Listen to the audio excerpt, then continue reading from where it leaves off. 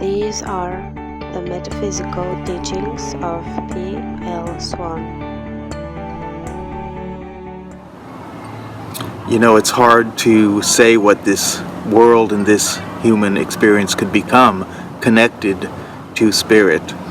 The phrase that comes to my mind is "on earth as it is in heaven" from the Gospels, which suggests that this world can have that spiritual fulfillment, that spiritual completion that does not now exist here, but that exists in higher realms of consciousness, deeper realms of reality. This world has so much potential when we think of all of the creativity inherent in human nature, as well as the beauty of nature, the natural world. The way that things fit together, the way that things flow together, and the potential that we have as human beings to construct a reality that allows people to be free, that allows people to express who they really are, to be real.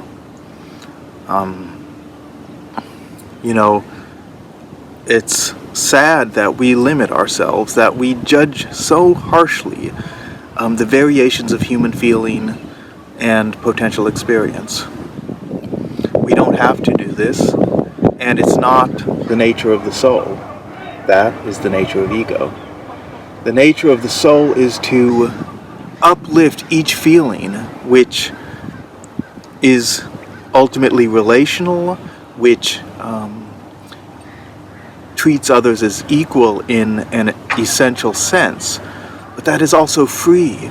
It's not about this restriction. It's not about, moralistic judgments, whether those judgments come from, religious conservatism or, liberal censorship or conservative censorship or whatever it might be in culture. We're going in the wrong direction when we try to limit things to make things good. The very act of limitation is itself against the spirit. Now, of course, there are times when certain forces and certain acts must be limited. We do have to be conscious enough to live by an ethic of non-destruction. But it's not about limiting things. That's not what goodness and spirit are about, and we have to be very careful when we go in this direction. Certainly we can discern what's harmful, and we can work to, change what is harmful. But when we seek to eliminate certain qualities of culture or reality, we have to be very sure that those are the most destructive elements of human ignorance and ego nature.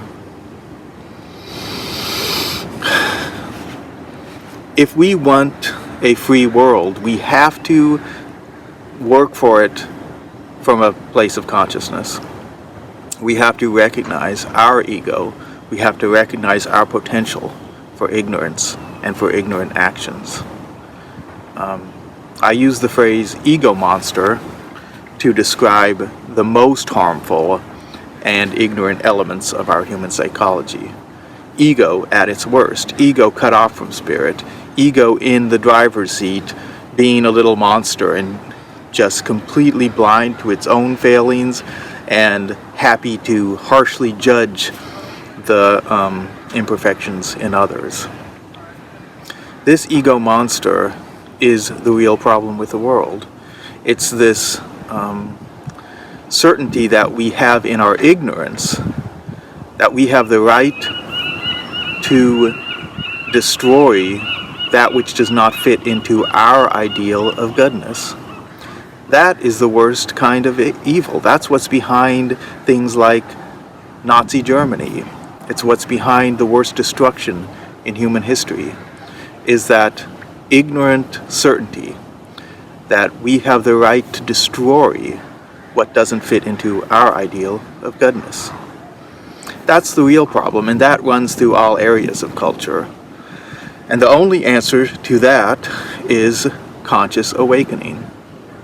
If we begin a journey of conscious awakening as individuals and as a human race, then we can begin to address what is harmful in a way that doesn't fall into a deeper pattern of true evil. If we address what we think is harmful in a way that is destructive and violent and ignorant, and a way that blinds us to our own faults and enhances the faults of others in our eyes, what good are we really doing in the long run, in the end? We are certainly part of the problem. The metaphysical constructs of reality are such that we cannot do good through this kind of control and violence, destructive violence, enslavement, even if in the short term we think we're fighting what's wrong.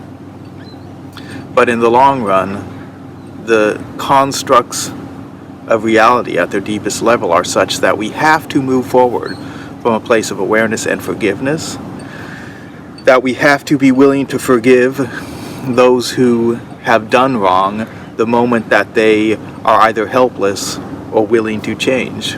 We have to open up the door to the future to all people, all beings. It might be helpful to touch on the metaphysical constructs of reality, the deeper metaphysical picture, to help clarify how it is we should live or must live as awakening beings in order to truly make a difference in our own lives and potentially in the world. As finite entities, we live according to the geometry of life as a singular experience, gazing outward on an infinite reality. And our path to life is through relationship to others, through connection, authentic, real connection to that which is other than ourselves. It's more important than anything else to be real, to be honest and real about what we really are, everything that we can feel, every desire that we might have, and then to understand how these things can be fulfilled in relationship. Authentic relationship being relationship in which the other is equal to us in our eyes. What is authentic in others is regarded as valuable, even holy, because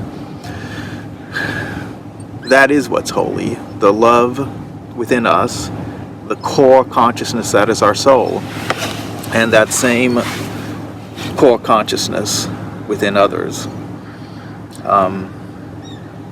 And life is about being our true self, coming to that deepest identity, and then finding the authentic beyond ourself and coming into relationship. That is what we all really desire in our deepest souls. We desire intimacy with all things forever. We desire intimacy. We desire connection to life. In this world, as human beings, we feel it.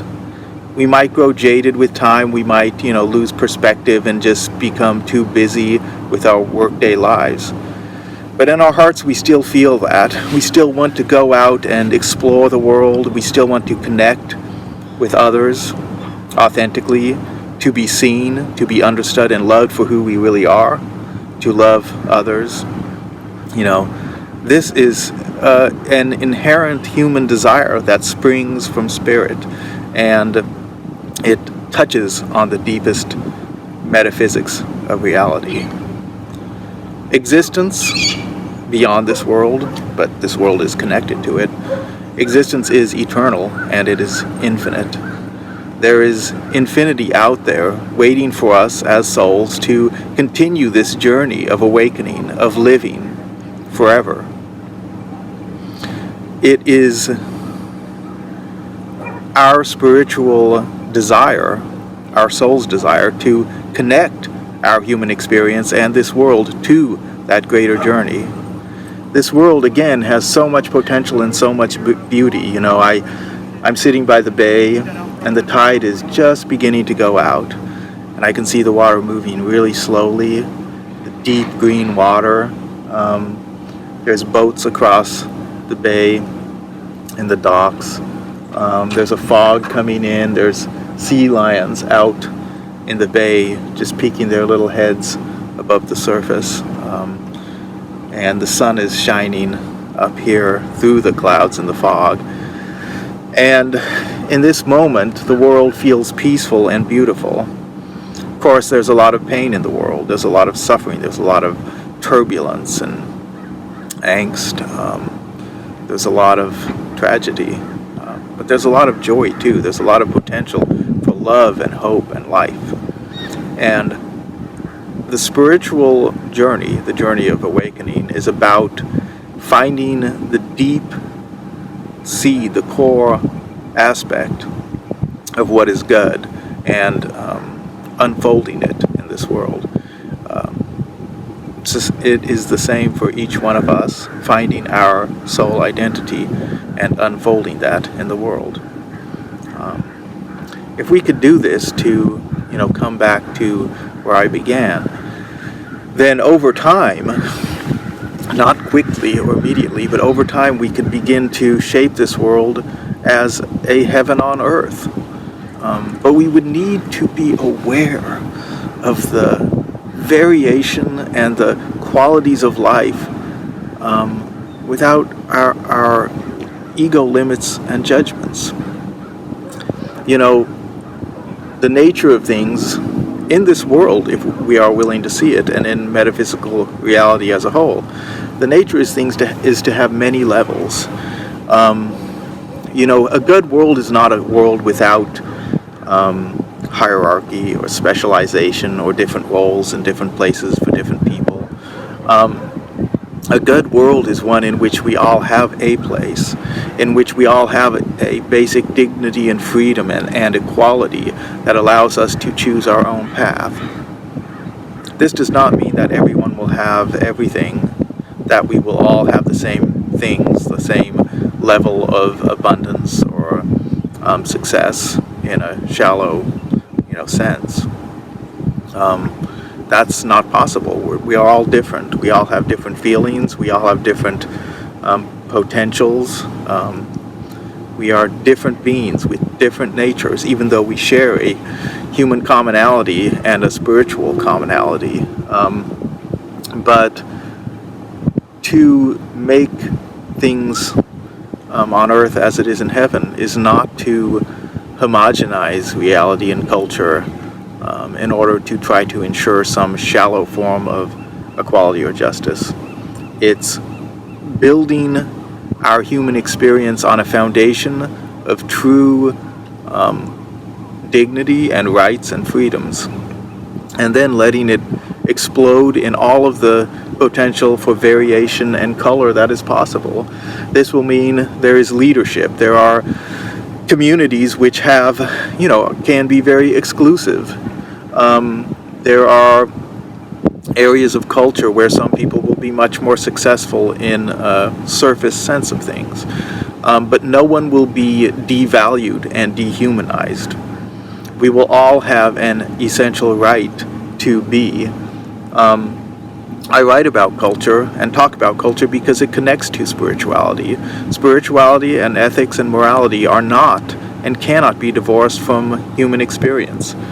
It's about connecting human experience to something deeper and our quest for justice to something deeper. But it is connected. And when I write about a better culture, I talk about how it's a matter of building on a better foundation. That's where it begins. I work with the issue of homelessness because to me homelessness is the number one civil rights issue of our time. It can affect anyone, and it is really a condition in which people are stripped of their basic humanity and dignity simply because they lack money. And we can make judgments, and people do make judgments. We can try to judge people for why they fail to have money, but those judgments are ultimately, meaningless, because no matter whether people fail by their own, fault or not, there's a place people fall to which should not exist. There's a place of degradation and dehumanization which should not exist. We, as conscious and caring human beings, should not allow this extreme condition of deprivation to exist in our human culture. That's what it comes down to. If we want a better world, we must begin at the foundation and address this kind of human degradation. We must begin from a place where every human being has a right to most essential resources. We have to have a culture where no matter how far someone falls, no matter how they might fail, they never end up in a place which is utterly destructive and dehumanizing. We just have to eliminate that, level of reality. It's not about what people might have done or how they might have behaved. It's about the existence of such a level of reality in a conscious human culture. It would not exist in a conscious human culture. There would be a basic level of resources available to all, just as in the natural world, which, I'm not an idealist and I don't have, rose-colored glasses when I examine the far past, what is called pre-civilization. But in the natural world, the earth is available to all, the natural bounty of the earth is not owned, it's available to all. And so, in that sense, it's not a matter of giving back or giving something up, excuse me. It's a matter of readdressing, some deep wrong that has occurred where we've,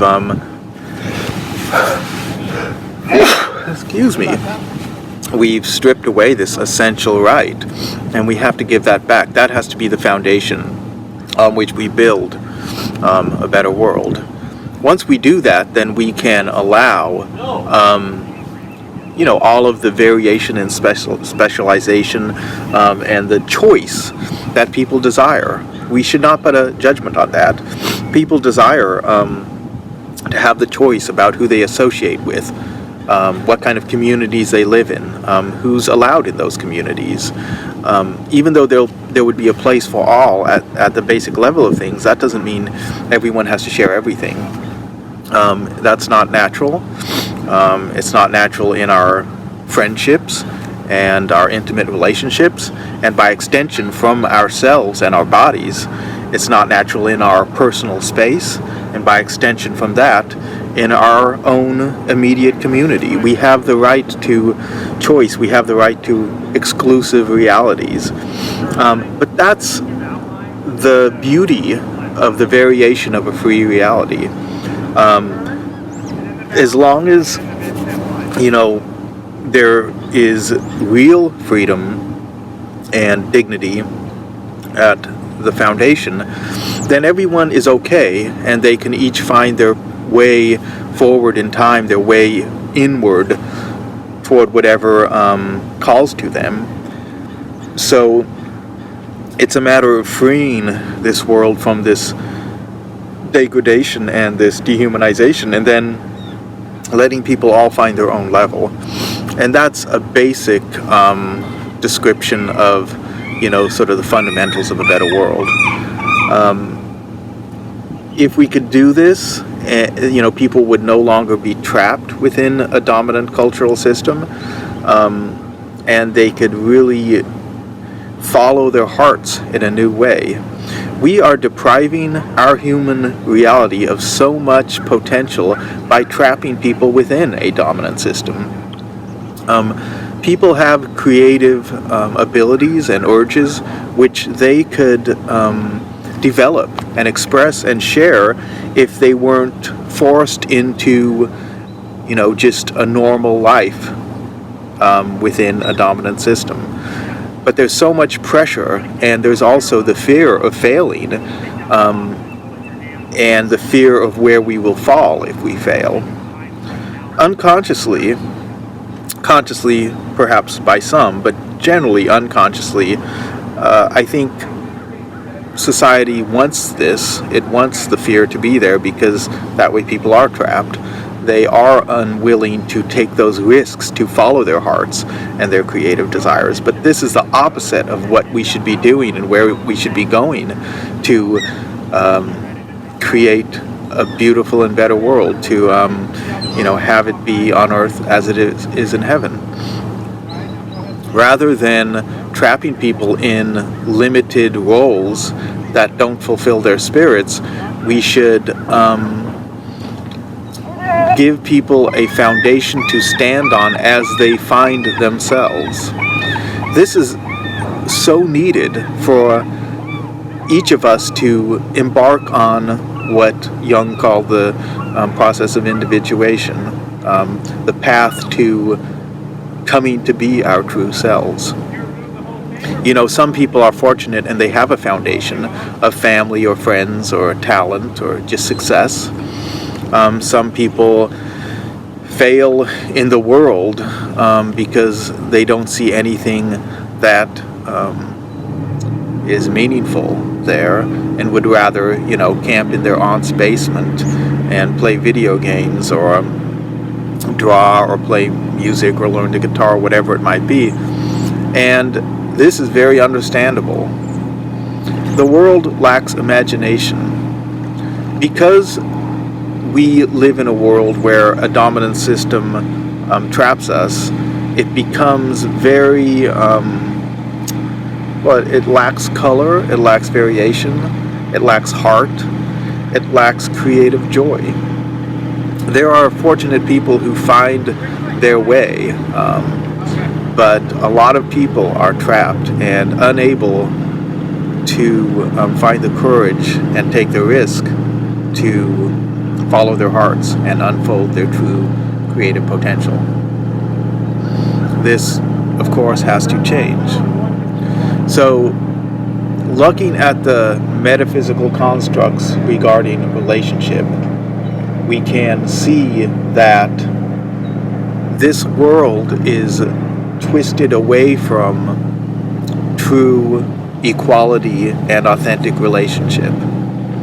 Because the ego doesn't see the greater vision and is a desperate little black hole of endless hunger that can't be fulfilled, those who succeed become like black holes, just sucking more and more and more resources up and throwing all of human culture out of balance.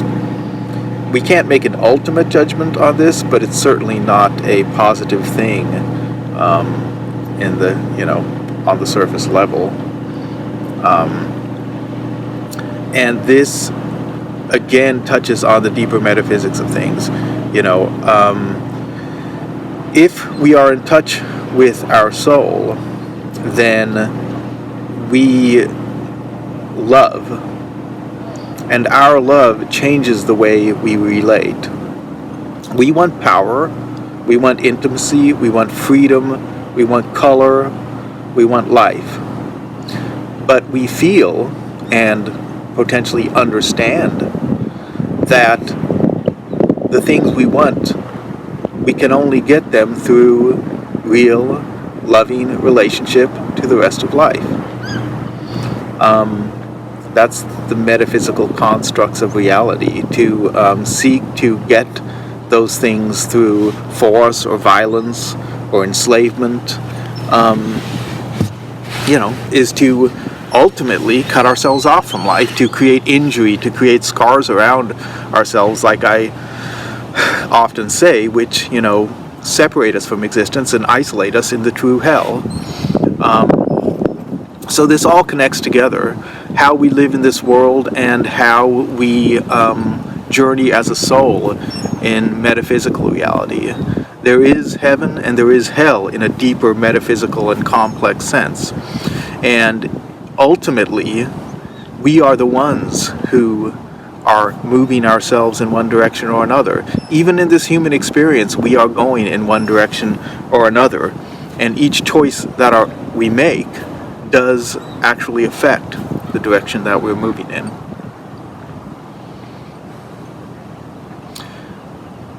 You know, it occurs to me over and over that many people, perhaps most people, don't actually want truth.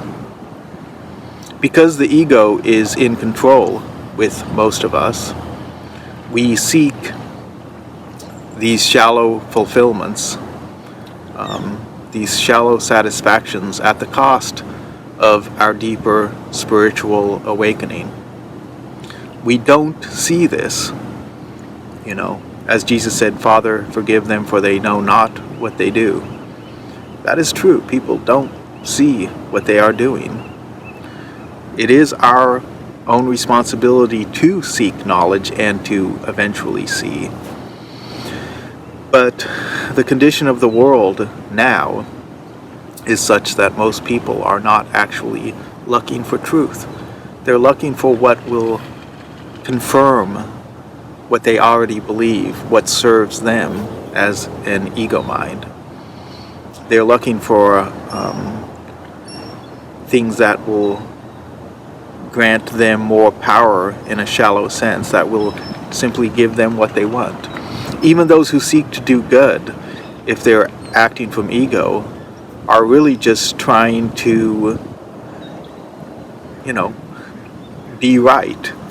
That's what's most important.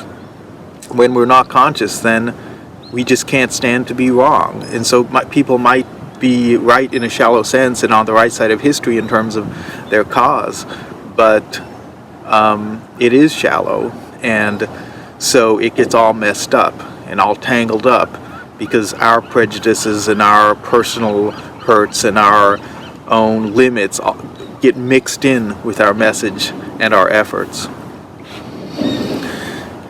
The only answer is to desire truth. How we come to that place, I can't really say for any individual. How do you come to that desire to know what's real? Perhaps, and I've said this before, it's just some moment when we glimpse that what is real apart from what we experience and believe. Of course, our feelings are our feelings and they're real to us, but that doesn't necessarily apply beyond ourselves. And to desire something truer than just our temporal experience and feelings, that spark of desire to really want to know what's true beyond myself. What are my feelings connected to? What are they grounded in beyond just my own sense of self and identity? How do we come to that? I can't say, but what I can say is that it is vital that we have a moment of recognition that humbles us, that makes us desire something more, something real. That is the path to our soul, and it's the path, collectively speaking, to a better world, to an awakening humanity, to an evolving consciousness in this dimension that will connect our world to the rest of infinity and eternity.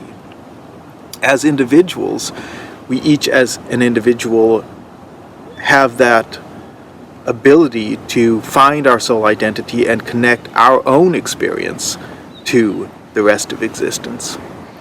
That's ultimately the one thing we control. But it can also be part of a broader awakening. This is why I share my metaphysical teachings. Even though what I control most, perhaps the only thing I have control of, is my own choices and my own choice to seek truth and to seek a soul identity, I can also share what I've learned and connect my own awakening to what I hope is the potential for a broader human awakening and conscious evolution. So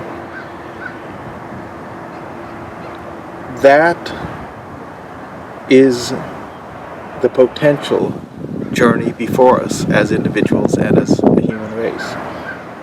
We have this potential, this opportunity to create a reality here based on a deep metaphysics of things, but also so free in its details that it can be almost anything. You know, around that basic geometry of relationship, there is endless potential for how we create this world, for how we shape our own selves. If we can open this world up and allow people to be real, allow them to unfold their heart's desire, their true creative potential, what kind of world could we have? There's no saying. You know, I have a vision of a better society, but I don't try to lock that down with specifics because you can't do that.